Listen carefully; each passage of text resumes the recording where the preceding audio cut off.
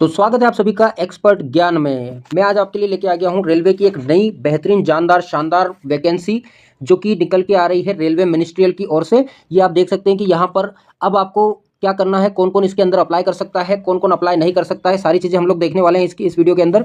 अभी तक अगर वीडियो को लाइक शेयर नहीं किया है तो एक बार चैनल को सब्सक्राइब कर देना और शेयर कर देना अपने दोस्तों के पास में, है ना। और आपको पता है मैं खुद रेलवे एम्प्लॉय हूँ, आपको कोई ऑथेंटिक जानकारी ही दूंगा, है ना। कोई ऐसी वैसी जानकारी आपको नहीं देखने को मिलेगी। टोटल वैकेंसी कितनी है, एलिजिबिलिटी क्या है क्या नहीं है, क्योंकि रेलवे मिनिस्ट्री से ये वैकेंसी, ऑफिशियल नोटिफिकेशन में मिनिस्ट्री से वैकेंसी है, तो इसमें सबसे बेहतरीन पोस्ट जो होती है रेलवे की, सबसे अच्छी से अच्छी पोस्ट आपको देखने को मिलेगी। लेकिन बेहतरीन पोस्ट तो है, लेकिन आपको इसके साथ में क्वालिफिकेशन भी वैसा ही रखना पड़ेगा।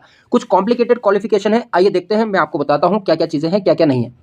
देखो भाई, यहाँ पर आप देख पा रहे होंगे कि government of India ministry of railway recruitment board की ओर से ये वैकेंसी निकल के आ रही है।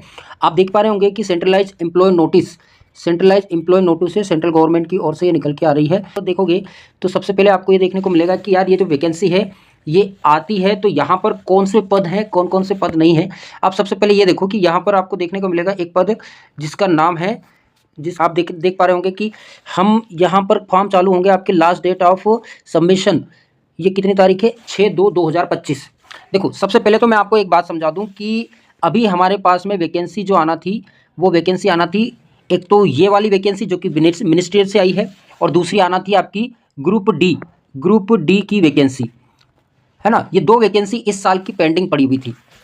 अब इन दोनों वैकेंसियों में से एक ये तो आ गई है। आप बोलोगे सर ग्रुप डी की वैकेंसी कब तक आ रही है, तो देखो यहाँ पर आप देखोगे कि इसकी लास्ट सबमिशन डेट बता रहा है ये आपकी 6/2/2025, यानी कि 6 फरवरी 2025। और फॉर्म आपके कब से स्टार्ट हो जाएंगे, तो आप बोलोगे कि सर ये फॉर्म हो जाएंगे आपके 7 जनवरी 2025 से, और लास्ट डेट क्या रहेगी, तो 6 फरवरी 2025 इसकी लास्ट डेट रहने वाली। यानी कि कहीं ना कहीं ग्रुप डी की वैकेंसी का इसके बाद ही नंबर लग सकता है, यानी कि 2025 ही ला देंगे, भर्ती 24 की रहेगी। अब आप देखोगे कि ये वाली जो भर्ती है ना, ये वाली भी आपकी भर्ती जो है जुलाई की, यानी कि 7/2024 लिखा हुआ ना, इसका मतलब ये होता है कि 7वां महीना और 2024 की ये वैकेंसी है, ठीक है। अब आगे चलते हैं तो आप आगे देख पा रहे होंगे, जैसे ही आप आगे बढ़ेंगे तो यहाँ से आपको देखने को मिलेगी वैकेंसीज। देखो सबसे पहले नंबर पर जो वैकेंसी है आप देख पा रहे होंगे कि सबसे पहले नंबर पर वैकेंसी है post graduate teachers of different subject, यानी कि पीजी, यानी कि जिसका पीजी कंप्लीट है वही बंदा इसके अंदर अप्लाई कर सकता है। और डीएड बीएड तो मांगेगा ही मांगेगा, क्योंकि टीचर की वैकेंसी है। और ग्रेड पे आप देख पा रहे हो, यहाँ पर ग्रेड पे कितना है, 47,600 रुपये, ये बेसिक है। और मेडिकल स्टैंडर्ड आपका मांगा जाएगा C2, और एज इसमें दे रखी है 18 से 48 साल के लोग इसके अंदर अप्लाई कर सकते हैं, और 87 इसके पद है। वैसे ही सब चीज़ों के अलग अलग पद दे रखे हैं यहाँ पर। फिर आप देखोगे सेकेंड नंबर पर, तो सेकेंड नंबर पर आपको देखने को मिलेगी साइंटिफिक सुपरवाइजर। अब बोले सर ये वाली पोस्ट तो हमने आज तक सुनी नहीं, ये सारी चीज़ें है क्या। देखो पहली बात तो ये कि जो पोस्ट ग्रेजुएशन के जो टीचर हैं, रेलवे के स्कूल होते हैं जिसमें रेलवे कर्मचारी के बच्चे पढ़ते हैं, हायर एजुकेशन से लेकर टॉप एजुकेशन, यानी कि छोटे से छोटा स्कूल से लेकर टॉप लेवल की पढ़ाई रेलवे कर्मचारियों के बच्चों की कराई जाती है, उनके लिए टीचर की आवश्यकता होती है। और जो साइंटिफिक सुपरवाइजर है, जैसे रेलवे अपने आप में बहुत बड़ा डिपार्टमेंट है भाई, मतलब मान के चलो कि जैसे RDSO, यानी कि एक सुई का पैमाना भी जो तय करता है वो करता है RDSO, research design and standard organisation, यानी कि रेलवे की एक सुई का साइज भी क्या होगा ये वही डिसाइड करता है, तो वहाँ जरूरत पड़ती है। फिर आप तीसरी पोस्ट आप देख पा रहे होंगे कि यहाँ पर trained graduate teacher of different subject, यहाँ पर भी टीचर की आवश्यकता है। फिर आप थर्ड नंबर पर देखेंगे तो यहाँ पर दिखाया गया है कि चीफ लॉ असिस्टेंट, यानी कि इसमें लॉ शब्द आ गया, मतलब ये है कि आपके पास कुछ ना कुछ लॉ में होना चाहिए। फिर आगे देखिए पब्लिक प्रोसिक्यूटर, यानी कि पब्लिक के साथ में डीलिंग करने वाला जो व्यक्ति होगा, वो उसका लेवल भी देखो लेवल 7 है, 44,900 बेसिक है, मेडिकल C1 है, और 18 से 35 साल इसके अंदर दिया हुआ है। ये मेडिकल का क्या मतलब होता है, C1 C2 B1 B2 A1 A2, इसके बारे में भी अगर जानना है तो मैं अलग से आपको एक वीडियो बना के बता दूंगा कि मेडिकल स्टैंडर्ड का क्या रहता है क्या नहीं रहता है रेलवे के अंदर।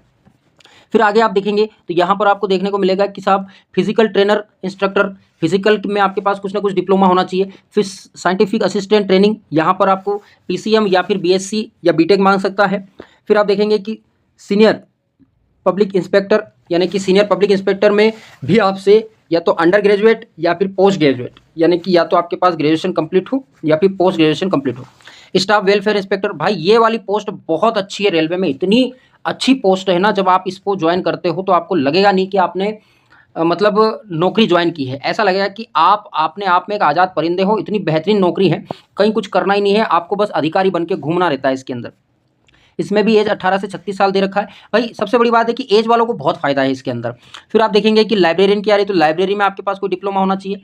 म्यूजिक टीचर यानी कि म्यूजिक में भी आपके पास कोई ना कुछ ना कुछ डिप्लोमा मांग सकते हैं। Primary railway teacher different subject, primary school के जो मैंने बोला ना कि रेलवे में लो लेवल की शिक्षा से हाई लेवल की शिक्षा तक के रेलवे कर्मचारी को बच्चों को देने के लिए हर तरह के स्कूल भी मौजूद हैं। फिर आप देखेंगे कि असिस्टेंट टीचर फीमेल जूनियर। फिर आप देखेंगे तो लेबोरेटरी असिस्टेंट स्कूल, ये वैकेंसी है। फिर आप देखेंगे लैब असिस्टेंट ग्रेड 3 है ना, केमिस्ट एंड मेटलर्जिस्ट है ना, एक ये वैकेंसी आपको देखने को मिली।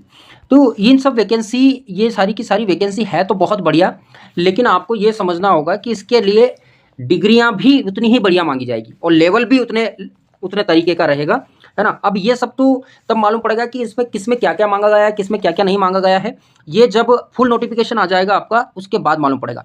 आप कहोगे फुल नोटिफिकेशन कब आएगा, तो मैं कहूँगा फुल नोटिफिकेशन आपका 21/12/24 को आ जाएगा, है ना। ये देखो यहाँ पर डेट मेंशन है, 21/12/24 को आ जाएगा। और सबसे अच्छी बात है कि यहाँ पर इन्होंने एज में रिलैक्सेशन दे रखा है भाई, मैं आपको बता दूं। अब यहाँ से देखो, the range of age indicate about table in the year and the upper limit of age included relaxation 3 years beyond the prescribed age limit age one time major, यानी कि एक बार आपको मिलेगा, वो भी किस वजह से, कोविड-19 की पेंडेमिक की वजह से 3 साल का रिलैक्सेशन मिलेगा। अगर आप ओबीसी हो, ओबीसी से हो तो +3 कर लेना उसमें। अगर आप एससी के हो तो जितनी एज है उसमें +3 कर लेना, यानी कि 3-3 साल का सबको गैप मिलेगा। आप यहाँ पर देख पा रहे हो कि एज भी अच्छी खासी, नॉर्मली एज भी 48 साल है, तो उसमें 3-3 साल आप जोड़ दोगे तो आपको और बेहतर फायदा इसके अंदर देखने को मिलेगा। अब आप सोच रहे होगे कि सर ये 8th लेवल क्या है, लेवल 7 क्या है। भाई रेलवे में क्या है, या फिर सभी डिपार्टमेंट में लेवल चलता है।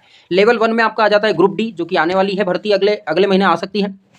लेवल 1 के पद हैं उसके अंदर, ठीक है। ग्रुप डी वाले लेवल 1 में आते हैं, फिर उससे लेवल 2, फिर लेवल 3, लेवल 4 करते करते इससे लेवल 16-17 तक जाते हैं आपके IAS जो बनते हैं वो, है ना। उसी हिसाब से इनका बेसिक बनता है। अब ये जो सैलरी दिखाई गई ना इसके अंदर की 47,600, ये बेसिक है भाई। इसके अंदर डीए जुड़ेगा, एचआरए जुड़ेगा, और आपका जो है अलाउंसेस, अदर अलाउंसेस जुड़ेंगे, जैसे कि आपका वही साइकिल भत्ता है जो मेरे को भी मिलता है, साइकिल भत्ता अलग मिलता है। फिर आपका जो काम करने का जो घंटा है उसके हिसाब से अलग पैसा बनता है। फिर आपको यहाँ तक कि हमको बैटरी सेल के पैसे भी मिलते हैं। अब आप कहोगे कि सर इसका क्या कैलकुलेशन है, तो मैं आपको बता दूँ कि जैसे अब अगर 47,600 इनका बेसिक है, तो इसमें जुड़ता है भाई 50% डीए यानी कि डियरनेस अलाउंस, महंगाई भत्ता। अब इसका 50% आप निकालोगे तो आप देखोगे कि मोटा मोटा यूँ मान के चलो कि आप 24,000 निकाल लो, 50%, है ना। मैं अंदाज से निकाल रहा हूँ भाई, मोटा मोटा निकाल रहा हूँ, ठीक है। अब एग्जैक्ट तो कुछ और आएगा, 24,000 रुपये, 24,000 ये जोड़ दो। उसके बाद में एचआरए के यूँ मान के चलोगे, अगर छोटी से छोटी भी सिटी है तो 3600 तो मिलता ही मिलता है, ये जोड़ दो।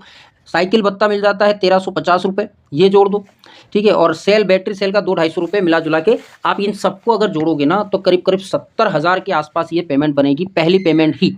तो सोच लो कि 70,000 अगर पहली पेमेंट बन रही है ना, तो आप देखोगे कि इनका जब लास्ट पीरियड होगा, यानी कि रिटायरमेंट तक, ये कम से कम 2-2.5 लाख 3 लाख से कम में रिटायर नहीं होंगे, ठीक है। तो आप बोलोगे कि ये अब डिग्री हम कहाँ से लाएं, कहाँ से क्या करें। यार कुछ चीज़ें यूनिक होती है, देखो, जिन पे लोग ध्यान नहीं देते, है ना। तो आप भी ध्यान नहीं देते हो, इसीलिए क्या होता है कि कहीं ना कहीं ऐसी पोस्ट हो जाती है जो कि कोई ना कोई लेके निकल जाता है और आपको पता भी नहीं चलता है।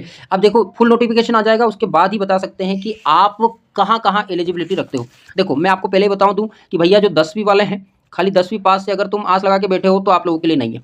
खाली 12वीं पास से आप आस लगा के बैठे हो तो ये आपके लिए भी नहीं है ना। और आप कहोगे खाली ITI है, ITI से मैं आस लगा के बैठ लूँ, तो वो भी संभव नहीं है, क्योंकि लेवल इतना ज़्यादा है कि आप जो सोच के बैठे हो उस पर तो नहीं है।